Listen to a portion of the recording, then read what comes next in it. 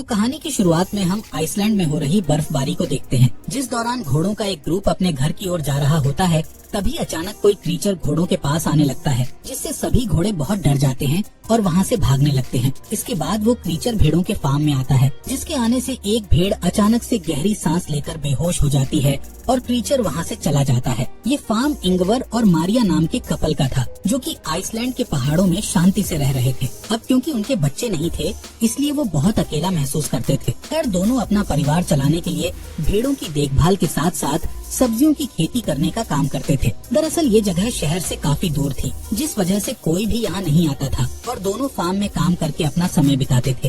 एक शाम मारिया और इंगवर अपनी प्रेग्नेंट भेड़ों की डिलीवरी में मदद करते हुए नजर आते हैं, जहाँ उन्हें पता चलता है कि बहुत सारी भेड़ों ने बच्चों को जन्म दिया है, जिससे मारिया बहुत खुश थी। लेकिन इंगवर को उनमें ज्यादा दिलचस्पी नहीं थी, क्योंकि इतनी सारी भेड़ों को पालने के लिए बहुत ज्यादा खर्चा होता था। एक दिन जब दोनों काम करके आपस में बातें कर रहे थे, तब मारिया इंगवर को अपने ट्रैक्टर में होने वाली प्रॉब्लम्स के बारे में बताती है, जिस पर वो कहता है कि उन्हें अगले सीजन से पहले ट्रैक्टर को ठीक करवाना होगा। इसी दौरान भेड़ों की शेड में उनका डॉग भौंकने लगता है, इसलिए उसे देखने के लिए दोनों शेड में आ जाते हैं। यहाँ वो देखते हैं कि डॉग एक प्रेग्नेंट भेड़ को देखकर भौंक रहा था, क्योंकि उस भेड़ का डिलीवरी का समय हो गया था। खैर, मारिया और इंगवर मिलकर उस भेड़ की डिलीवरी में हेल्प करते हैं, लेकिन जब वो उस भेड़ के बच्चे को देखते हैं तो बुरी तरह शॉक हो जाते हैं। दरअसल उस भेड़ ने एक हाइब्रिड बच्चे को जन्म दिया था, जिसमें उसका सिर भेड़ का था और शरीर इंसानों वाला था। यहाँ मारिया उस बच्चे को अपने साथ घर में ले जाती है और फिर दोनों मिलकर उसकी देखभाल करने लगते हैं। अब क्योंकि उनका कोई बच्चा नहीं था,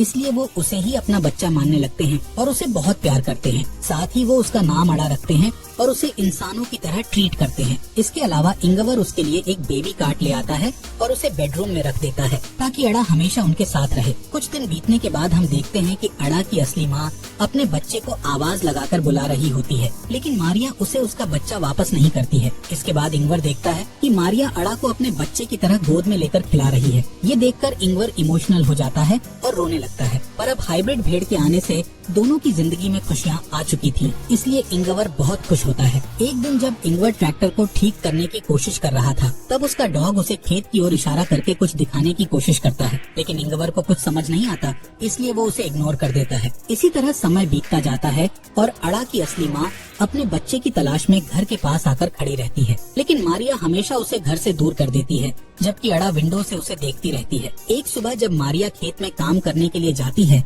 तब वो इंगवर से अड़ा की देखभाल करने का कहती है, पर इंगवर काम करने के लिए शेड में चला जाता है और गलती से घर के गेट को खुला छोड़ देता है। जब मारिया घर पर वापस आती है तो वो इंगवर से अड़ा के बारे में पूछती है, जिस पर इंगवर बताता है कि बाहर जाने से पहले मैंने उसे बेडरूम में सुला दिया था। इसलिए वो अड़ा को देखने बेडरूम में जाती है, लेकिन अड़ा बेडरूम में नहीं होती है, जिससे मारिया और इंगवर बहुत डर जाते हैं और घर के चारों तरफ उसे ढूंढने लगते हैं। यहाँ मारिया बहुत ही टेंशन में आ जाती है। तब इंगवर उसे शांत करता है और कहता है कि वो अड़ा को जल्द ही ढूंढ लेंगे। अब वो दोनों अड़ा को अपने पूरे एरिया में खोजने लगते हैं, लेकिन उन्हें कहीं पर भी वो दिखाई नहीं देती है। इसलिए थक हार कर दोनों घर की ओर जाने लगते हैं। तब उन्हें भेड़ की आवाज सुनाई देती है। मारिया उस आवाज का पीछा करती है और देखती है कि अड़ा की असली माँ अड़ा को अपने साथ बाहर लेकर आई थी। मारिया तुरंत उस भेड़ से अड़ा को छीन लेती है और उसे ठंड से बचाने के लिए कपड़े से ढकने लगती है। जिसके बाद वो घर जाने लगते हैं, जिस दौरान अड़ा की माँ उनके पीछे आने लगती है, जिससे मारिया उस पर गुस्सा होती है और उसे यहाँ से दूर जाने का कहती है। घर में आने के बाद वो अड़ा को सुला देते हैं और राहत की सांस लेते हैं। कुछ महीनों बाद अड़ा बड़ी हो जाती है और अब वो इस परिवार का हिस्सा बन चुकी थी। खासकर अड़ा का रिश्ता मारिया के साथ बहुत अच्छा हो गया था और वो दोनों एक दूसरे के बिना नहीं रह सकती थी। एक रात मारिया को भेड़ों के बारे में डरावना सपना आता है, जिसे देखकर वो जाग जाती है और सोचने लगती है कि शायद अड़ा की माँ उसे अड़ा से दूर ले जाएगी। इसलिए मारिया अड़ा को बचाने के लिए एक प्लान बनाती है, जिसमें वो इंगवार और अड़ा को सोता हुआ छोड़ घर के बाहर आ जाती है और अड़ा की माँ को शूट करके मार डालती है, जिसके बाद वो उस भेड़ को वहीं पर दफना देती है। तभी इंगवार का भाई पीटर मारिया को ऐसा करते हुए देख लेता है। असल में पीटर शहर में रहा करता था और छोटे मोटे क्राइम करके पैसा कमाता था, लेकिन कुछ कारणों से उसके साथ ही उसे इंगवार के यहाँ छोड़कर चले गए थे। खैर, पीटर भेड़ों की शेड में जाकर सो जाता है। जब उसकी आंख खुलती है तो उसे अड़ा दिखाई देती है, लेकिन जल्द ही अड़ा वहाँ से गायब हो जाती है, जिससे पीटर को लगता है कि शायद उसने कोई सपना देखा था। सुबह होने पर पीटर इंगवार से मिलता है, जिसे देखकर इंगवार बहुत खुश होता है, क्योंकि पीटर काफी समय के बाद यहाँ आया था। इसके बाद इंगवार उसे घर के अंदर लाता है और मारिया से नाश्ता बनाने का कहता है। जब वो लोग नाश्ता करने के लिए बैठते हैं तब वहाँ अड़ा भी आ जाती है। यहाँ मारिया अड़ा को पीटर से मिलाती है, लेकिन पीटर अड़ा को देखकर थोड़ा परेशान हो जाता है और किसी से कुछ भी नहीं कहता है। कुछ समय बाद अड़ा और मारिया एक साथ समय बिताते हुए नहा रही होती है। इस दौरान इंगवार और पीटर घर को पेंट कर रहे होते हैं। तभी पीटर घर के अंदर जाता है और मारिया को अड़ा के साथ नहाते हुए देखता है।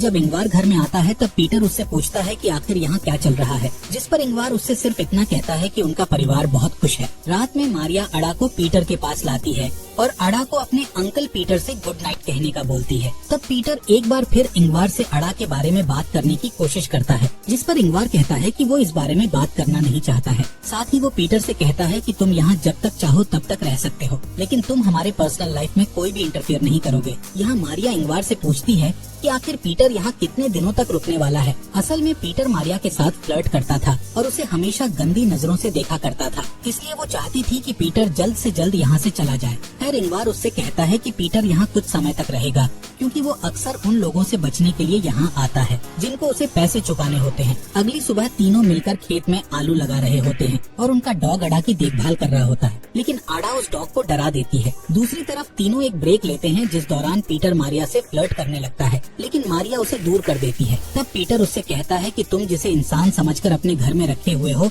वो सिर्फ एक जानवर है, पर मारिया उसकी बातों पर ध्यान नहीं देती है और वहाँ से चली जाती है। अगली सुबह इंगवार अपने भाई पीटर को उठाता है और उसे एक शेड की सफाई करने के लिए मदद मांगता है। तब पीटर को सफाई करते समय अपने पुराने ड्रम्स मिलते हैं, जिन्हें देखकर वो बहुत खुश हो जाता है और ड्रम्स को बजाने लगता है। तब ड्रम्स की आवाज सुनकर अड़ा वहाँ आ जाती है और ड्रम्स का म्यूजिक सुनकर एंजॉय करने लगती है, पर पीटर को ये चीज पसंद नहीं आती है, इसलिए वो अड़ा का मजाक उड़ाने लगता है। साथ ही वो अड़ा को बाहर ले जाता है और उसे भेड़ बोलते हुए जबरदस्ती घास खिलाने लगता है, जिस दौरान इंगवार वहाँ आ जाता है और पीटर को ऐसा करते देख लेता है। अब इंगवार गुस्से में आकर पीटर को डांटने लगता है और अड़ा को अपने साथ ले जाने लगता है, जिस पर पीटर उससे कहता है कि अड़ा कोई इंसान नहीं है बल्कि एक जानवर है, पर इंगवार उसकी बातों को इग्नोर करके वहाँ से चला जाता है। अगली सुबह हम पीटर को देखते हैं जो चुपके से मारिया और इंगवार के बेडरूम में जाता है और उन्हें बताए बिना अड़ा को बाहर ले आता है। इसके बाद पीटर शेड से एक गन उठाता है और अड़ा को घर से दूर ले जाता है, जहां वो अचानक से अड़ा के ऊपर गन पॉइंट कर देता है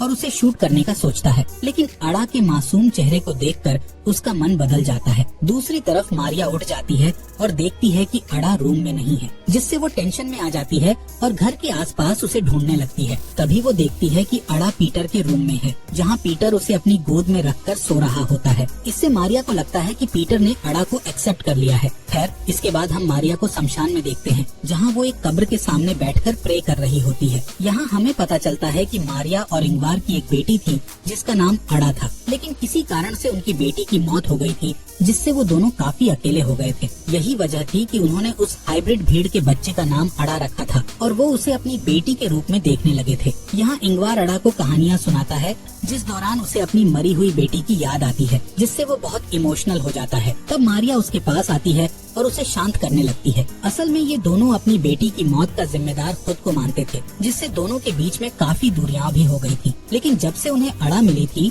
तब से उन दोनों के बीच दूरियां खत्म होने लगी थी। इसके अलावा पीटर भी अब अड़ा को पसंद करने लगा था और अक्सर उसे घुमाने के लिए बाहर ले जाता था, जिससे इंगवार और मारिया भी खुश होते थे और उन्हें अच्छा लगता था कि पीटर ने उसे अपना लिया है। एक दिन पीटर अड़ा को अपने साथ मछली पकड़ने के लिए ले जाता है। तब वो अड़ा को अपने और इंगवार के बचपन के बारे में बताता है, लेकिन जब वो घर की ओर वापस जाते हैं तब रास्ते में उनका ट्रैक्टर खराब हो जाता है। यहाँ पीटर ट्रैक्टर को ठीक करने लगता है, पर उसे समझ नहीं आता है कि आखिर ट्रैक्टर में क्या प्रॉब्लम है, इसलिए वो ट्रैक्टर को वहीं छोड़ देता है और अड़ा को लेकर घर आ जाता है, जहाँ डिनर करने के बाद वो सभी टीवी में एक गेम देखते हैं, लेकिन उनकी टीम हार जाती है, जिससे उनका मूड खराब हो जाता है। इसलिए मारिया सबको खुश करने का सोचकर टीवी में पीटर के एक पुराने म्यूजिक वीडियो को चला देती है, जिससे सबका मूड अच्छा हो जाता है और वो डांस करने लगते हैं। यहाँ वो तीनों एंजॉय करते हुए ड्रिंक कर रहे थे। तब अड़ा उन्हें बिना बताए घर से बाहर आ जाती है, जहाँ वो उसी क्रीचर को देख लेती है जो कि कहानी की शुरुआत में भेड़ों के फार्म में आया था। इस क्रीचर को देखकर अड़ा घर की ओर भागती है और शेड में जाकर अपने आप को देखने लगती है। दरअसल अड़ा के मन में ये चल रहा था कि वो अपने पेरेंट्स मारिया और इंगवार की तरह क्यों नहीं दिखती है, जिससे अब उसे शक भी होने लगा था कि वो दोनों उसके असली पेरेंट्स नहीं हैं। खैर, इधर इंगवार नशे में होने के कारण जमीन पर गिर जाता है, जिससे पीटर उसे बेडरूम में ले जाता है। तभी अड़ा भी वहाँ आ जाती है और इंगवार के साथ सोने लगती है। लेकिन अभी भी अड़ा उसी क्रीचर के बारे में सोच रही थी जिसे उसने थोड़ी देर पहले ही देखा था। इसी बीच पीटर मारिया के पास आता है और उसे टच करते हुए फ्लर्ट करने लगता है, जिस पर मारिया उसे रोकती है और दोबारा ऐसी हरकत करने से मना करती है। तब पीटर उसे ब्लैकमेल करता है कि मुझे पता है तुमने अड़ा की असली माँ को मार दिया है और अगर तुमने मेरी बात नहीं मानी तो मैं अड़ा को सब कुछ बता दूंगा। इसलिए मारिया को मजबूरी में आकर पीटर की बात माननी पड़ती है, लेकिन किसी तरह वो पीटर को एक रूम में बंद कर देती है। तब पीटर चिल्लाते हुए उससे गेट खोलने का कहता है, लेकिन मारिया उसे इग्नोर करके वहाँ से चली जाती है। अगली सुबह मारिया पीटर के पास जाती है और उसे अपने घर से चले जाने की रिक्वेस्ट करती है, जिसके लिए पीटर मान जाता है और वो उसे बस स्टॉप पर छोड़ने के लिए चली जाती है। इसी बीच इंगवार भी उठ जाता है और अपनी वाइफ और भाई को ढूंढने लगता है, लेकिन जब वो उसे नहीं मिलते तब वो अड़ा के साथ अकेले ही नाश्ता करता है और फिर उसके साथ ट्रैक्टर को लेने चला जाता है। यहाँ मारिया पीटर को ड्रॉप करके उसे बताती है कि अड़ा उनके लिए एक गॉड गिफ्ट है, जिसकी मदद से वो दोबारा अपनी अच्छी जिंदगी की शुरुआत कर सकेंगे। मारिया पीटर से नाराज होने के बावजूद भी उसे कुछ पैसे देती है और फिर अपने घर की ओर निकल जाती है। इसी बीच इंगवार अड़ा को बताता है कि अगर वो घर का रास्ता भूल जाए तो वो घर कैसे पहुंच सकती है। फिर दोनों ट्रैक्टर के पास आ जाते हैं।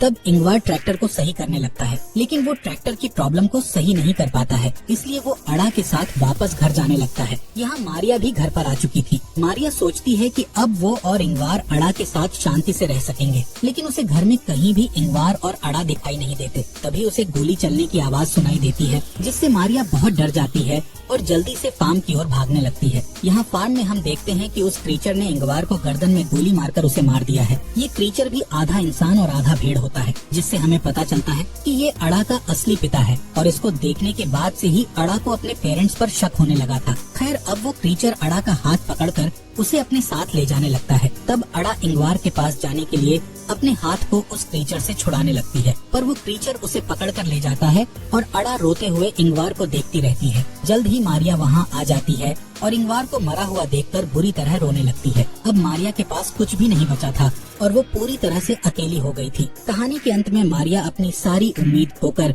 अपनी आँखों को बंद कर लेती है और इसी के साथ इस मूवी का